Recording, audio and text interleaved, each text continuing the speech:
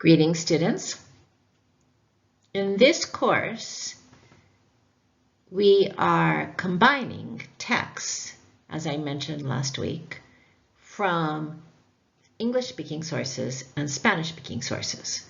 So the other video that you have comes from the last time I taught this class, when I was only reading and utilizing English-speaking sources.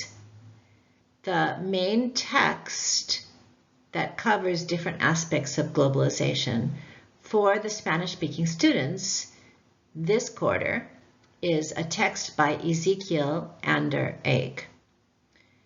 It has much in common with Galeano, although his perspective is more moderate, and he updates Galeano. He has a huge amount of evidence, for example, about how some of the patterns that Galeano names have continued through the rest of the 20th century and into the 21st century.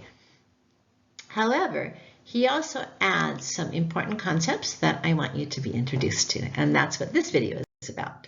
So, part of what Ezekiel Ander Egg talks about is the implications of economic globalization.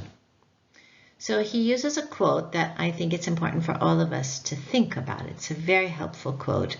It's a quote from Paul Elmer Moore. He says, "For the civilized man, property rights are more important than the right to life." So I want you to think about that a little. Who do you think that's true for? Do you think that that's an implication of the neoliberal view of development? And to what extent?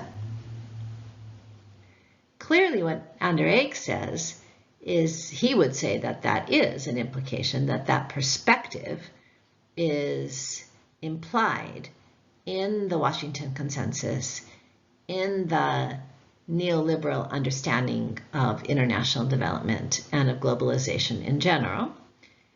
And he says that there are three important implications that follow from that foundational perspective.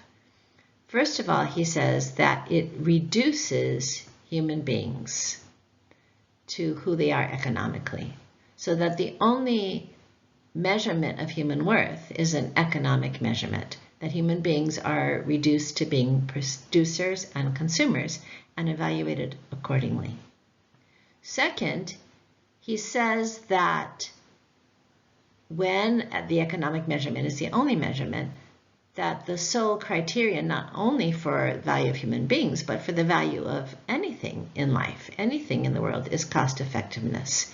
And of course, there's a whole school of business theory and practice that says that the only purpose of a business is the creation of profit, that's it.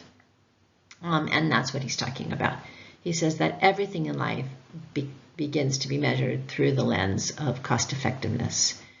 And the third implication, if those first two are true, is that we are creating an increasingly large number of surplus people around the world. That these are people who cannot be useful or are not needed under the increasing power of technology. So they're not needed. And of course, since their only worth is to be part of the accelerating economic system, they have no worth. They're surplus. Ander Egg says that the growth in migration, and particularly in forced migration and in climate change caused migration, is a visible manifestation of the creation of waves and waves of surplus people, people who have no value in the society that is created by economic globalization. So take all this into account. Again, we don't tell you what you have to believe ever, but I want you to think carefully and critically about all that Ander Egg is posing. Thank you.